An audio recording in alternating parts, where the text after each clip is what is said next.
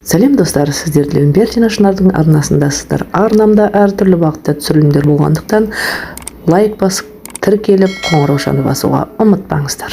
Бүгінгі видеода құлпынайдан қайнатылмай жасайтын варенье жасайтын боламыз. Ол үшін салмағы 1 келі 800-ден 3 корзина құлпынай әкелдім базардан.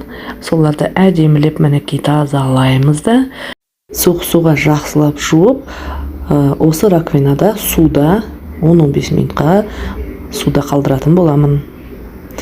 Дәл осы процесті қалған 2 корзинамен де жасайтын боламын. Осы дайын болған құлпынайларымды 2-ге бөліп алатын боламын. Ол үлкендері және кішкене езілгендері болса бір бөлек саламын да, сақтауларын бір бөлек салатын боламын. Және 2 бөлек өлшегенде екеуі тең болып шықты. 2 келі 600, 2 келі 600-ден.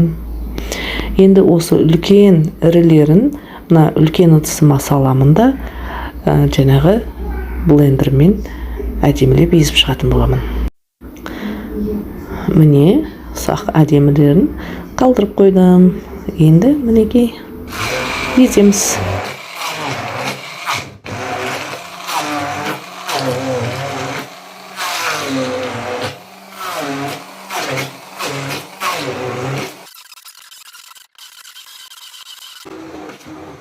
Мінекей әдемілеп жақсылап тұрып езіп алдық. Енді бұған шекерімізді саламыз. Құлпынай өте тәтті болғандықтан мен мұна тұрған 5 келі 200 құлпынайыма мен 2 келі шекер қостым. Сіз дәмін көре отырып көбірек немесе азырақ қоссаңыз да болады. Бізге осы жеткілікті болды. Тағы бір айта кететін нәрсе, қант диабетімен ауыратын адамдарға дәл осы әдіспен қант салмай-ақ құлпынайдың жартысын осылай езіп, жартысын ягодасымен салып, морозильникте сақтағанда өте жақсы сақталады. Мінекей дайын болған қоспамызға жаңағы құлпынайларымызды салып әдемілеп араластырамыз. Міне қандай әдемі. Дайын болған құлпынайларымызды қазір замочигі бар пакетиктерге салатын боламыз. Бірнеше жыл болды осы замочигі бар пакетиктерді қолданып жүрмін. Тексеруден өткен, сондықтан қорықпай сала берсеңіздер болады. Былтыр осындай үлкенірекке салғам, биыл кішірегіне салуды шештім. Мінекей осындай ыдысқа үстіне қойып, әр пакетикке осындайдан 4 ожаудан құйып, замочигін әдемілеп жауып, ішіндегі ауасын шығарып, тексеріп, жауып отырдым.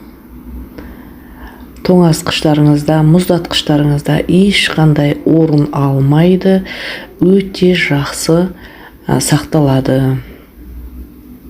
Сондықтан жасаңыз, көріңіз. Менің жасап жатқан жұмыстарым ұнап жатса, лайк басып, комментарий жазып, достарыңызбен бөлісіп, тіркеліп, қоңыраушаны басуға ұмытпаңыздар. Әрқайсыларыңыздың комментарийларыңыз мен үшін маңызды. Міне дайын болған пакетиктерімізді мұздатқышқа қалтасына саламыз. Мынау менің былтырғы дайындап қойған вареньяларым. Осындай смородинаның уақыты жақындағанда жасайтын боламыз. Рецептімен бөлісетін боламын алдағы уақытта. Қазір мыналарды орналастырайық. Мінекей әдемілеп, түп-түзу ғып салып шығамыз. Мынау менде баклажандарым бар әлі, перецтер бар. Міне осылай әдемілеп, түп-түзу ғып салып шығамыз. Түзулеп, жатқызып, бір әдемілеп қатырып шығамыз. Одан кейін ол қоюға ыңғайлы болады. Мінекей менде уже қатып, әдемі болып дайын тұр. Қыс бойына тура осылай түсінде, дәмінде жоғалтпай осылай жақсы сақталатын болады. Жасаңыздар, бөлісіңіздер. Ұнаса лайк қойыңыздар. Сонымен міне дайын болған вареньем. Мінекей түрі де осындай дәмді.